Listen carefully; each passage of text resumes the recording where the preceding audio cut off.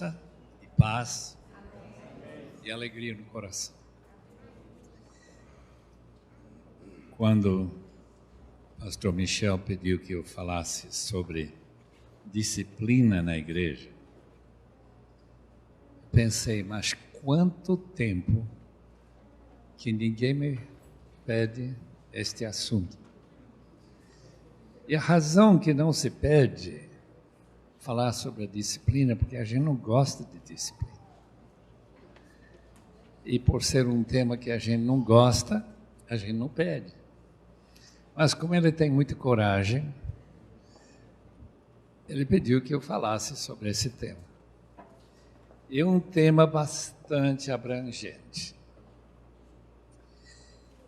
Interessantemente, disciplina na igreja tem que responder a várias perguntas. Por exemplo, fulano de tal pode ser membro dessa igreja? A questão de excluir ou incluir uma pessoa na igreja faz parte da disciplina da igreja. Outra pergunta: como é que nós julgamos pecadores como indignos quando nós sabemos que nós somos indignos de fazer parte da família de Deus? Então, como que nós vamos tratar desse tema?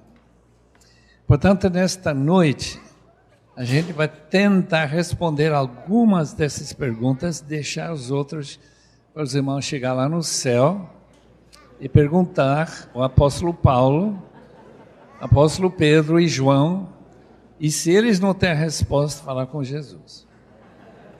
Ele com certeza vai poder esclarecer esse tema tão interessante e difícil de responder. Há 3 tipos de disciplina na igreja. Eu dividi no primeiro tipo, disciplina rigoroso.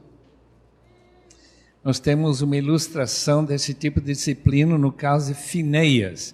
Os irmãos que querem ver nas suas Bíblias depois, não vamos ter tempo para ver todos os textos, em Números capítulo 25. Temos a história de Finéias, pecado de Israel.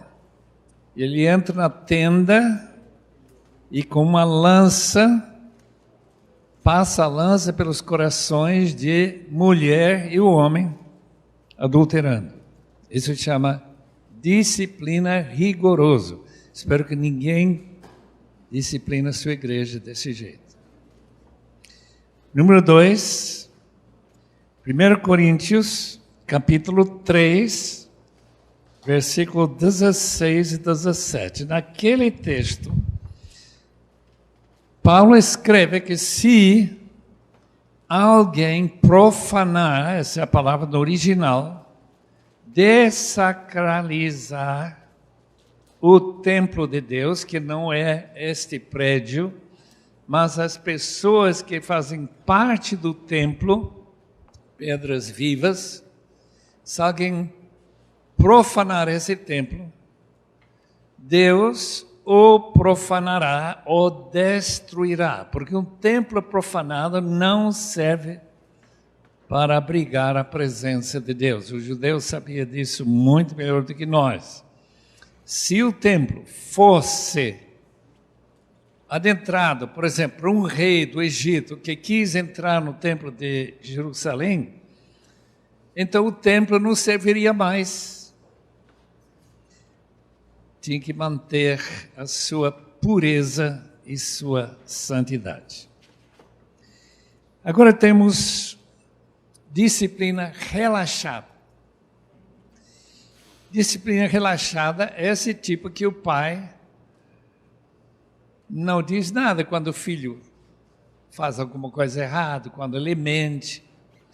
E a mesma coisa na igreja. A igreja externa se torna apenas lugar onde filhos de Deus, supostamente, escutam outro filho de Deus falar para eles. Mas ele não pensa em absolutamente nada que provocaria uma ira da parte de Deus e, portanto, ira da própria igreja, suficiente para discipliná-lo. Essa disciplina relaxada. E tem um bom número de pais no Brasil que deixam seus filhos fazer o que eles quisessem. E há muitas igrejas que não confrontam pecadores, deixam eles fazer o que quiserem. E fica nas mãos de Deus. Terceiro, uma disciplina bíblica. A importância da disciplina deve ser muito clara. Porque se não há disciplina, então não há diferença entre a família de Deus e a família do diabo. Como eles convivem no mundo, no mesmo mundo, deixar de disciplinar, deixar de aplicar disciplina bíblica na igreja, significa que a igreja vai se transformar numa igreja semelhante à igreja católica. A igreja católica é uma igreja que deixa a disciplina genuína, mais séria, para o futuro. Diz quem somos nós para disciplinar os nossos membros. Portanto, batiza a criança, ela se torna membro da igreja, aliás, não é membro, mas se torna componente, uma pessoa abrigada pela igreja, vive como ele quiser, mente, deixa de pagar suas contas, pode até matar. E lá no presídio, quando tem pessoas assassinos, tem pessoas católicas que não foram disciplinadas. Em outras palavras, não há quase nada que se pode fazer. E se a igreja ainda crê no purgatório, e não tenho assim uma clara definição, porque antigamente era muito comum imaginar que a disciplina da igreja ocorreria no purgatório. Então, uma pessoa que era cristão e que não mostrou sinais de vida em Cristo, então ele seria purificado no purgatório, por isso que ele se chama purgatório. Eu estive em Roma em 1962 e eu não esqueço de ir para a escada de Pilatos. A escada de Pilatos tinha uma placa que dizia o seguinte: quem subir esta escada de joelho, demoraria uns 20 segundos, ganha 3.000 anos de indulgência. Quer dizer, vai cortar 3.000 anos de fogo no purgatório, por ele se tornar um penitente subindo essa escada de joelhos. Antigamente, a Igreja Católica era muito mais rigorosa na sua disciplina, mas como todo mundo é católico, ou pelo menos era católico, agora muita gente está saindo da Igreja Católica, a ideia de disciplina realmente quase desapareceu. Disciplina agora se aplica nas igrejas batistas que eu conheço, por um pecado ou dois e quase nada mais. Pecado é adultério, e às vezes nem esse pecado é disciplinado, e pecado de homicídio. Em outras palavras, são os pecados mais graves que a igreja acha que deveria excluir o indivíduo até ele se arrepender. No fim, se o relógio não nos parar antes, eu queria falar sobre como a igreja primitiva, digamos, do século III, por exemplo, disciplinava os membros. Mas como talvez nem chegamos até lá, eu vou dizer agora mais ou menos como se disciplinava uma pessoa adúltera, pessoa que cometeu adultério. Eles tinham 4 estágios de disciplina. E eles chamavam desses estágios em relação ao próprio templo. Então, durante uns 15 anos, a pessoa ficava fora da igreja. Era muito sério esse pecado. Depois ele passa um período, não lembro agora exatamente quanto tempo, eu acho que está aqui.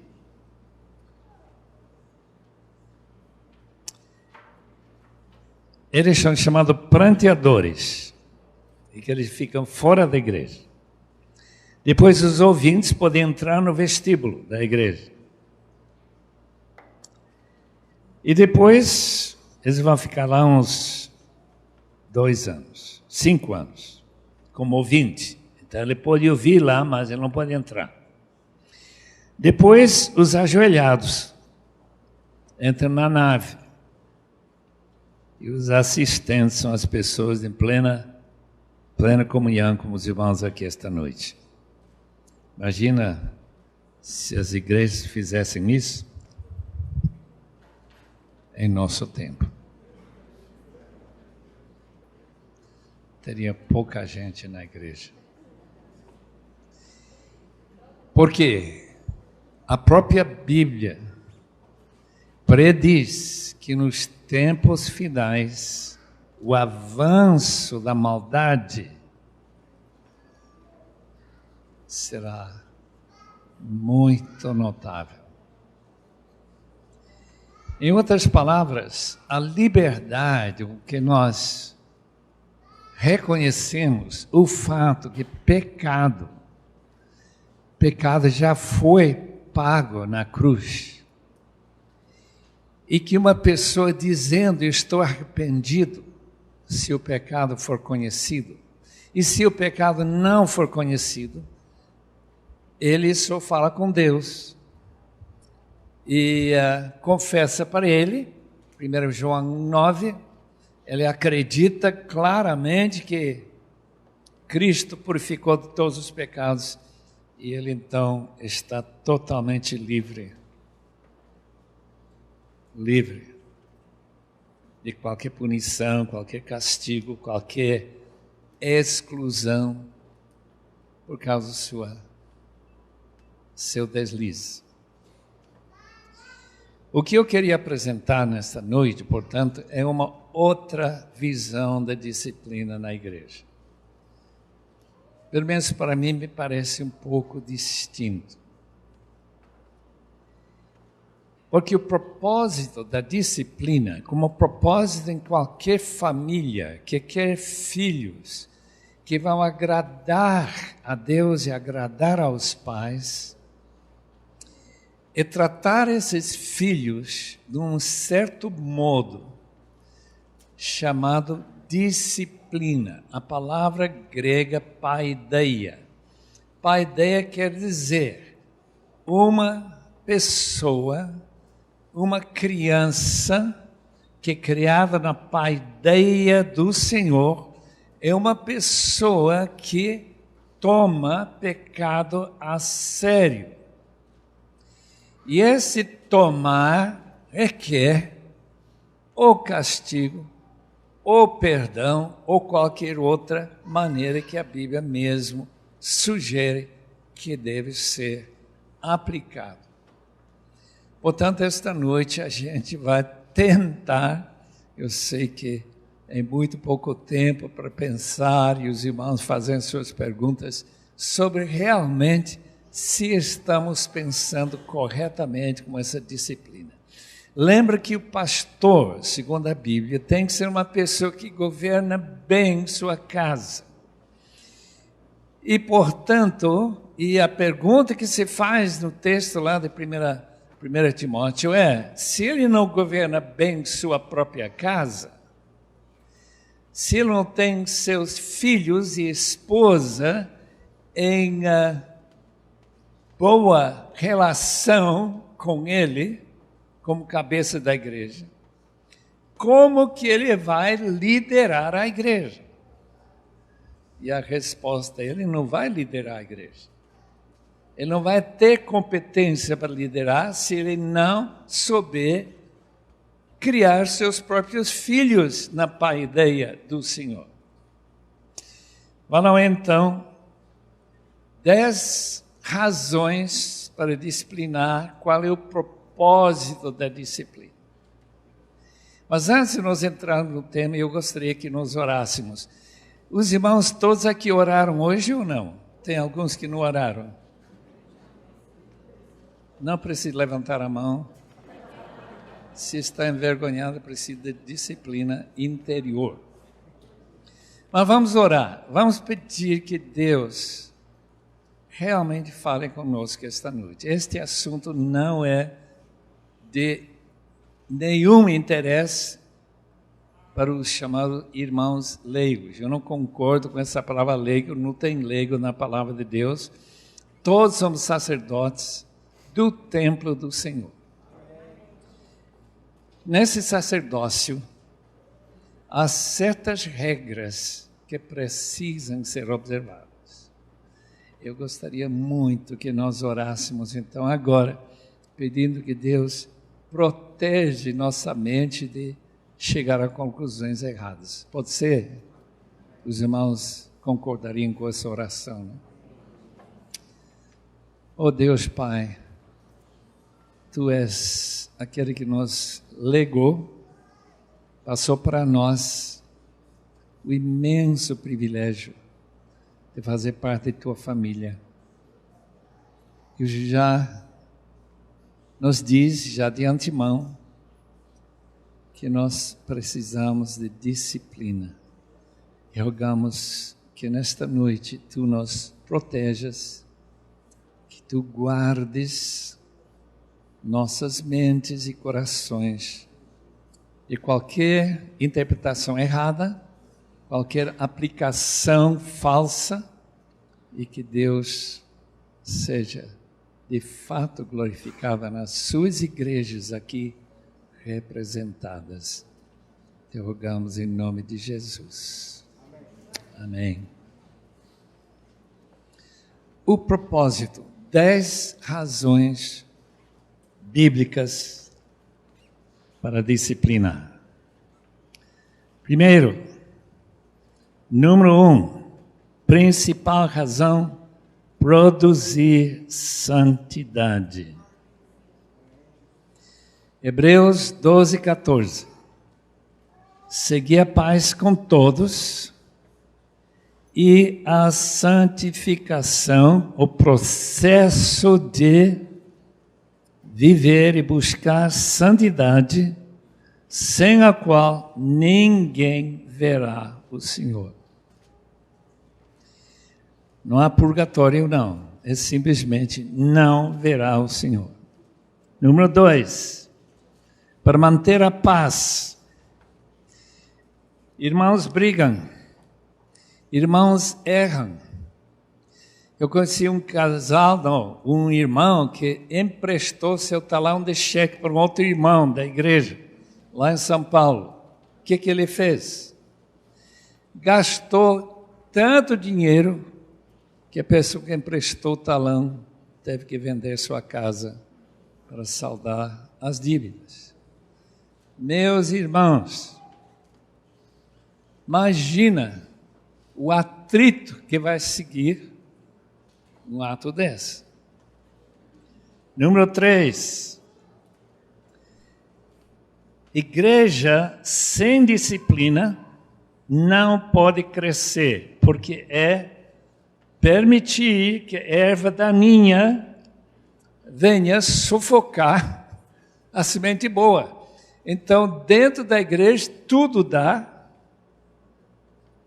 Se não há diferença entre mundano e cristão, então a igreja não vai crescer. Todo mundo vai dizer, bem, se a igreja é igual ao mundo, eu vou ficar no mundo. Número 4, vindicar a honra de Jesus. Irmãos, nós fazemos parte do corpo de Cristo. E o corpo tem que agir do jeito que o dono do corpo. Quem vive naquele corpo é Cristo. Se ele vive nesse corpo e o corpo está fazendo coisas bem claramente errados, obviamente haveria necessidade de disciplina. Se os irmãos querem ler sobre o assunto, é 1 Coríntios capítulo 6, lá para o versículo 13, 14, onde diz a pessoa que se prostitui, por exemplo, deve se desligar de Cristo, porque como que Cristo poderia ser envolvido com a prostituta e assim por diante. Esse tipo de argumento é bem notável. E número 5. Evitar que outros pequem da mesma maneira que é o pecado que está sendo disciplinado e confrontado. E o texto é muito claro, específico. Quando o presbítero peca, ele deve ser repreendido publicamente. Por quê? Os outros vão temer e vão corrigir-se ou se desaparecerem da igreja, porque realmente não são de Cristo. Houve um caso na América, em Tulsa, Oklahoma, muito estranho. Eu ainda não estou sabendo como engolir um caso de disciplina da igreja como essa. Uma certa senhora chamada Mariana adulterou com o próprio prefeito da cidade.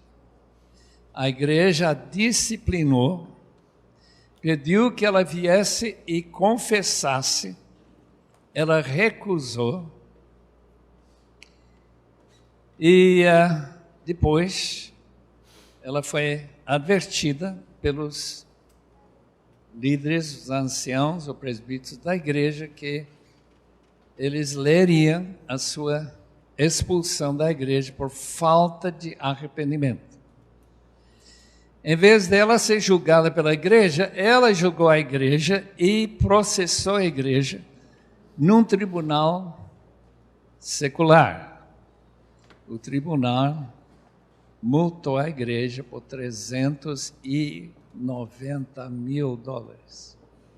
6 vezes a entrada anual daquela pequena igreja, uma pequena vila, perto de Tulsa, no Oklahoma. Em outras palavras, foi uma decisão para fechar a igreja. A igreja não tinha nenhuma possibilidade de pagar uma multa dessa, quando estava apenas seguindo as regras bíblicas. Mas como esse mundo não aceita aplicar regras bíblicas, uma pessoa pode processar a igreja e a igreja sofrer os danos. Número 6. Evitar a ira de Deus, que é prometida como ser aplicada por Deus sobre a igreja. Isso nós encontramos no capítulo 2 do livro de Apocalipse. Lá a igreja de Pérgamo é ameaçada de Deus aplicar seu castigo para a própria igreja se ela não se arrependesse. Portanto, nós temos esse elemento também, o fato que se a própria igreja não disciplina, então Deus entra na cena para aplicar sua disciplina. Número 7. Para produzir arrependimento. Esse texto que nós lemos esta noite, se ler um pouquinho mais, vai descobrir que a grande esperança de confrontar qualquer pecador da igreja deve produzir arrependimento. Essa é a razão, o propósito desse confronto. Para que a pessoa possa, como diz o texto que nós lemos, ganhar seu irmão. Mateus 18, versículos 15 a 18. Número 8. Criar responsabilidade antes de ficar muito tarde. Um dos textos mais sérios da palavra de Deus é Mateus 7, Sermão do Monte, onde Jesus descreve o juízo final, quando várias pessoas, aliás, muitas pessoas, diz o texto, dirão: nós não te chamamos Senhor, Senhor, nós não expulsamos demônios no teu nome, é verdade que expulsaram, e que nós fizemos muitos milagres em teu nome, e eu direi, palavra de Jesus, afastem-se de mim, vocês que não abandonaram a iniquidade. Em outras palavras, se eles tivessem sido confrontados antes, eles poderiam ter escapado desse juízo final. Portanto, a razão da disciplina é para advertir os santos da igreja que, se eles não mudarem de comportamento, eles também vão ser incluídos naqueles que são julgados em Mateus 7, 23 a 25. E, finalmente, porque diz esse número 9, a igreja não vai cumprir sua missão se ela não disciplinar os seus membros. Qualquer filho sem disciplina se torna filho de rua. A minha filha Helena trabalhou 8 anos com meninos de rua. Eu vou dizer que ela ficou muito desapontado, decepcionado e triste com aquelas crianças totalmente indisciplinadas. Eles não vão ser cidadão nenhum, não vão trazer nenhuma vantagem para o Brasil, eles vão continuar roubando ou ficar na prisão, enquanto eles aumentam a gravidade dos seus crimes. Eu dirigi o carro em que Helena arranjou um lugar para caveira, para ser recuperado, mas ele não queria recuperação, ele fugiu no dia seguinte. Ele tinha matado 14 pessoas e matou mais um e fugiu e provavelmente está morto hoje. Portanto, queridos irmãos, cuidado, disciplina significa criança de rua. Se nós não tivermos um plano para ajudar os membros da igreja a se tornarem membros genuínos de Deus, a situação é perigosa. Uma definição de disciplina: todos os meios pelos quais a igreja busca a santificação de todos e a boa ordem necessária para edificação e crescimento numérico e espiritual. Alguns casos de disciplina. Começa com uma habilidade de distinguir entre disciplina positiva, é simplesmente uma divisão que a gente criou na minha própria cabeça. Positivo é todo tipo de ensino na igreja, é disciplina. tal como nós falamos de uma matéria na faculdade, que é uma disciplina. Em outras palavras, para a gente passar essa matéria, a gente tem que se disciplinar e cumprir as exigências daquele curso. Positiva e disciplina negativa, que inclui um tipo de castigo, um tipo de restrição. Portanto, na igreja nós temos, domingo após domingo, na escola bíblica dominical, nos livros que a gente leva para a gente ler, estudos bíblicos de todo tipo de ministério, é o que chama de disciplina positiva. Se os irmãos puderem explicar para mim, depois desta aula, que é disciplina, os irmãos já foram disciplinados mais um pouquinho. Essa é a ideia de disciplina positiva. E toda a Bíblia, especialmente o Novo Testamento, foi escrita e inspirada para essa finalidade, para ensinar a cada pessoa o verdadeiro conteúdo de Colossenses 1, 28. O que diz esse versículo? Nós o anunciamos a Cristo, advertindo todo homem, disciplina da advertência, cuidado, porque ali tem perigo de um acidente.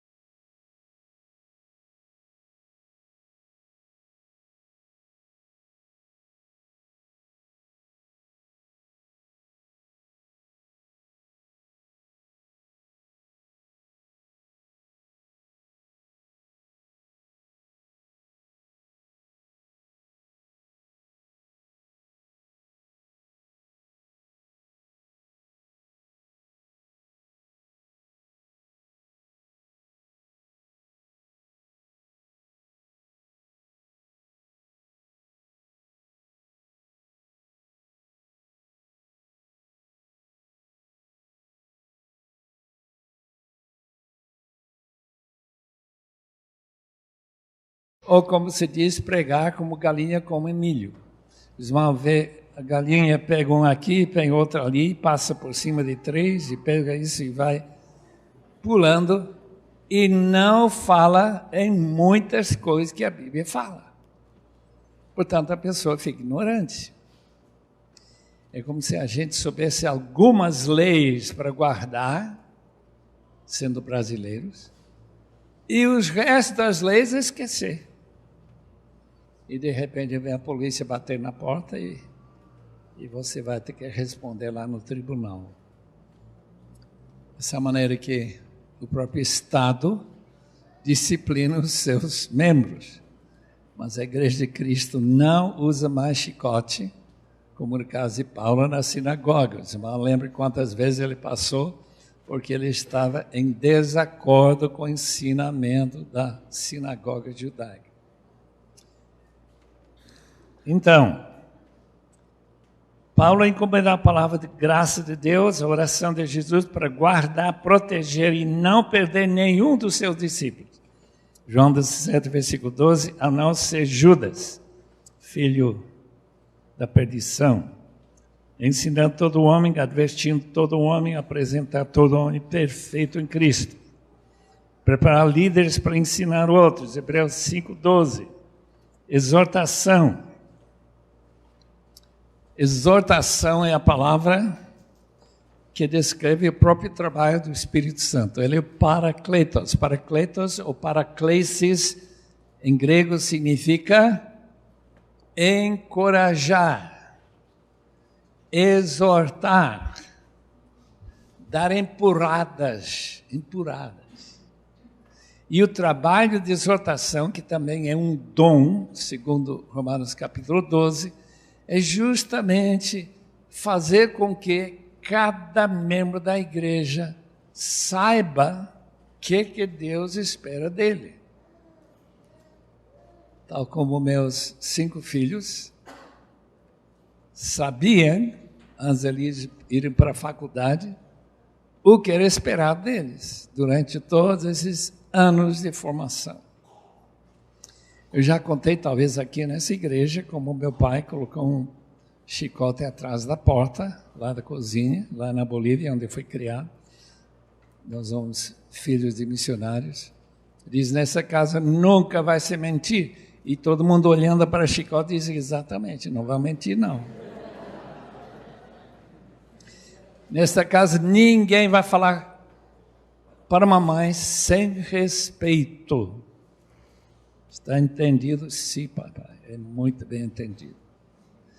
Quer dizer, a ameaça daquele chicote, que nunca usou, nunca vi ele aplicar isso, porque é chicote de cavalo, não era de criança, mas funcionava perfeitamente para criar um chamado temor do Senhor. Nesta casa nunca vai se falar um palavrão sequer. Na Bolívia se falava muito palavrão, muito. E nós que brincávamos com essas crianças na rua, nós sabíamos que nós somos diferentes, nós não podemos falar nenhuma dessas palavras. Eu nunca, que eu lembro, falei, e Deus me salvou desse instrumento de tortura.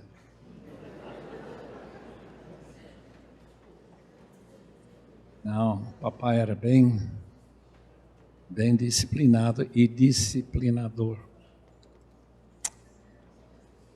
Exortação, apelos, ameaças, advertência, tudo faz parte da disciplina da igreja.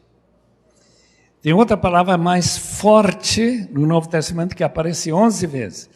É a palavra admoestar. Nós não usamos essa palavra, não é uma palavra comum em português. É a palavra advertir.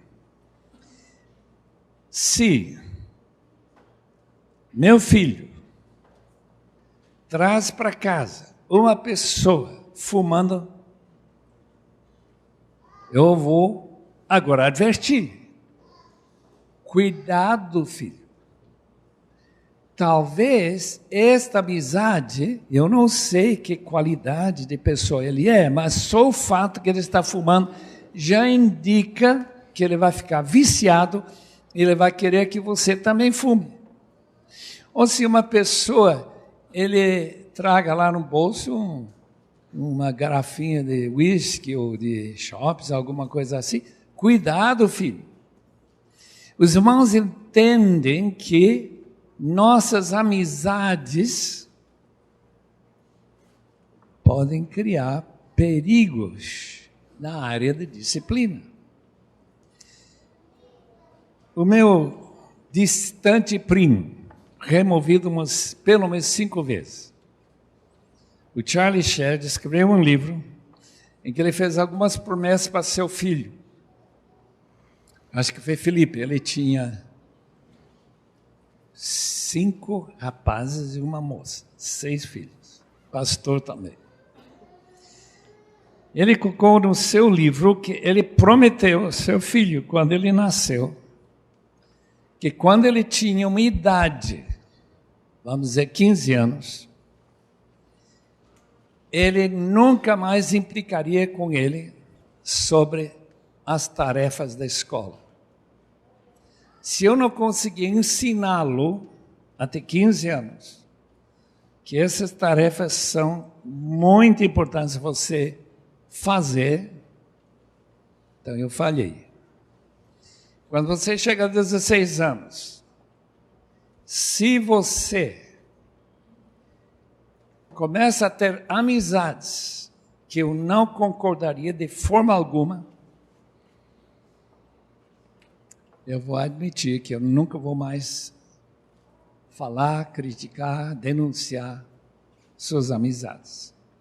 Porque se você não aprendeu até 16 anos, quando você tem 17, se você não chega em casa, no horário, que mamãe não fica preocupada onde que está você, eu falhei completamente, eu nunca mais vou falar. E quando você chega a 18 anos, eu vou pagar metade do seu carro, nunca vou pagar carro todo. Eu vou pagar metade da sua multa, você vai pagar a outra metade, ou não vai dirigir. Em outras palavras, o que ele está se comprometendo a fazer a parte dele na disciplina daqueles filhos. E parece que deu certo, porque ele escreveu sobre o assunto. Agora venhamos. Algumas das advertências bíblicas são bem interessantes. Os irmãos podem notar como a advertência é trabalho do pastor e trabalho dos membros mutuamente. Primeiro texto. Eu admoesto vocês como pai, como filhos amados, para que sejam imitadores do próprio apóstolo. Admoesto com lágrimas a cada um. Atos 20, versículo 31. É absolutamente necessário, naquele texto que nós citamos em Colossenses 1, 28, necessário para produzir perfeição, maturidade. Depois de 2 admoestações, deve-se evitar qualquer indivíduo que não muda, é outra disciplina. Você agora isola ele da comunhão da igreja. Isso é em Tito 3,10. Trabalho do guia, são a palavra que pastoreia e admoesta vocês. 1 Tessalonicenses 5,12. Trabalho do pai, criar na disciplina e admoestação de Deus. Os irmãos têm essa responsabilidade, devem avisar os insubmissos. Tem gente na igreja Tessalônica, e tem igrejas hoje, tem pessoas que têm dureza de coração. Você fala para eles, e eu não vou mudar, não. Eu vou fazer o que eu quero. O problema é que ele está em perigo de não somente levar ele, como também sua família, ao inferno. Portanto, a palavra de Deus dá muita atenção à admoestação. admoestação de advertir que se você dirige desse jeito, você vai ter um acidente. Se você não cuida, você vai ficar doente, e assim por diante. Você diz que tem certas leis que a gente tem que obedecer. Repreensão. Essa palavra mais forte ainda. Temos a palavra exortação, o apelo. Romanos 12, primeiro versículo. E o apelo para vocês para entregar seus corpos, sacrifício vivo, santo e agradável.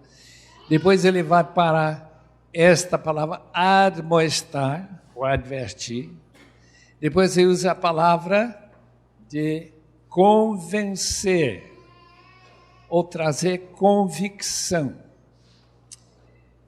É uma palavra mais forte ainda, que também se traduz em nossas Bíblias como a palavra repreender. E agora pode ser repreender privativamente, pode ser repreender publicamente. E essa repreensão deveria ajudar a pessoa a caminhar mais certo. Quando o irmão pecar, vai lá, chamar a atenção dele, Mateus 18, 15 em diante. O Espírito repreende pela voz de profetas, 1 Coríntios 14, 15, Apocalipse 3, 19. Rapidinho. Interessante, pastor Michel não disse quando eu tenho que parar. Se os irmãos achar que já falei demais, eu vou saber já. Que eu ver os olhos fechando.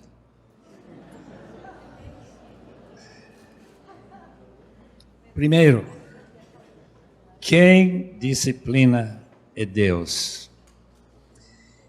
Lembra o caso da Ananias e Safira? Não foi Pedro que matou esse casal. Foi Deus. Eles morreram milagrosamente. Por uma simples mentira. Se eles tivessem sido advertidos antes, provavelmente eles não teriam morrido. Portanto, para não morrer, é muito bom ouvir repreensão. Outro texto, os irmãos lembram, o texto da ceia do Senhor, que muitos estão doentes e alguns dormem. Dormem lá significa no cemitério. Em outras palavras, estão mortos. Por que eles estavam mortos? Por falta de discernir o corpo de Cristo. Não o pão que estão comendo, mas a maneira que estão tratando os outros irmãos mais pobres da igreja, que não podiam chegar na hora do culto. E então eles comeram tudo naquela festa em que eles até se embriagaram. Comendo tudo, não deixavam nada para os escravos que trabalhavam mais tarde e chegaram depois. E Paulo realmente dá uma repreensão muito forte naquele texto, usando essa palavra discernir o corpo. Discernir o corpo. O texto de Atos, capítulo 8, interessante. Aquele Simão mago, coitado. Aquele irmão não entendeu nada, né? Ele tenta comprar o Espírito Santo. Você já pensou? Chegou o pastor Michel, eu vou dar R$100 se o senhor passar para mim o dom do Espírito. E Pedro ficou indignado e falou para ele que ele estava na raiz da amargura. Muito forte. Temos vários textos que Satanás está envolvido na disciplina. Os irmãos lembram? Entrega-se devido, 1 Coríntios 5, a Satanás. Para quê? Para destruição da carne.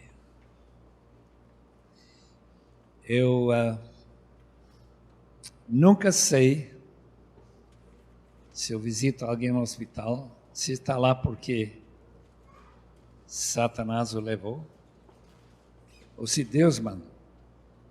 Nós não sabemos. Paulo, por exemplo, tem problema, espinho na carne, foi uma disciplina divina, mas foi um mensageiro de Satanás. É uma disciplina preventiva. Temos vários tipos de disciplina nesse sentido, né? Preventiva e uma disciplina após o pecado. Mas isso para não pecar, Paulo teve o espinho na carne. E ele pediu que Deus aceitasse o fato que ele já sabia que ele não podia se orgulhar, mas Deus diz, você vai se orgulhar mesmo assim. Então, o espinho fica. Ele não atendeu essa oração. Irmãos, pode ser que você está sofrendo alguma dor, algum problema, algum espinho na sua vida. Não esqueçam que Deus usa espinhos para nos disciplinar. Ou ele usa Satanás, como no caso aquele incestuoso. Coitado, ele sofreu. Pedro sofreu com Satanás. Lembra que ele pediu, segundo Lucas 22, versículo 31, Satanás pediu peneirar os discípulos, mas ele orou especificamente por Pedro, porque Pedro estava tão cheio de si, diz, eu nunca te negarei, diz essa mesma noite, 3 vezes. E quando ele negou, a disciplina foi tão forte, que a palavra que se usa lá foi que ele chorou amargamente. Daí para frente, eu acredito que Pedro ficou muito mais mole diante de Deus e não aquele segurança que eu sou o melhor servo de Deus desse grupo todo, eu sou o melhor. Depois vai pensar que foi pior. Interessante, todos os 4 evangelhos contam a história para que ninguém deixe de notar a importância da disciplina de Deus na vida, de Satanás, na vida de Pedro. Então nós temos a disciplina de si mesmo. Timóteo, tome cuidado de ti mesmo. Porque desse jeito você vai salvar a si mesmo e vai salvar também aos seus ouvintes. Irmãos, autodisciplina é fundamental na vida cristã. É fruto do Espírito. Esse é o último fruto do Espírito, dos 9, é justamente autocontrole. Esse fato de a gente sempre estar consigo e sempre estar criando hábitos, e esses hábitos devem segurá-lo para glorificar a Deus ou não, segundo Ele quer. Disciplina da igreja, temos o caso de Mateus 18, 15. No discipulado, na videira, o ramo que não produz fruto, Deus corta. Outro dia estive em Niterói, alguém colocou na minha mão um livro sobre os desigrejados no Brasil. Eu já sabia que havia muitos, porque nós começamos uma igreja em São Paulo, e logo encontramos várias pessoas, já foi crente. Ontem já encontramos um ex-diácono de uma igreja batista do Rio, veio para a nossa cidade, São Paulo, e quando nós convidamos ele a fazer parte da nossa igreja, estávamos começando, disse, não, eu não quero não. Mas por quê? É que agora eu sou ancião mormon. Em outras palavras, ele fez um pulo do alto categoria de diácono para um mais alto no mormonismo. Foi muito complicado. Quem deve ser disciplinado? Todo mundo. Todo mundo, irmãos. Só que alguns aceitam a disciplina e produzem obras de santidade que glorificam a Deus. Resultado, é uma igreja pacífica, uma igreja que, quando há um caso mais sério de disciplina, não se divide com os parentes dizendo, isso foi errado disciplinar fulano, quando biblicamente era necessário. Esses casos ocorrem muito, irmãos. E outros casos que a gente não faz nada, deixa a coisa passar. Então a igreja vai definindo. E, como diz o livro de Apocalipse, o Senhor do templo vem tirar castiçal de lá. Portanto, amados irmãos, fiquem gratos pela disciplina do Senhor. Procurem a disciplina da igreja. Faça como meu irmão mais velho fez com meu pai. Diz, me bate, pai, porque eu sei que Deus tem mão maior. Eu não quero ser disciplinado por Deus. E assim por diante. Deus é muito bom para nós ajudar a buscar com sinceridade a santificação sem a qual ninguém verá a Deus.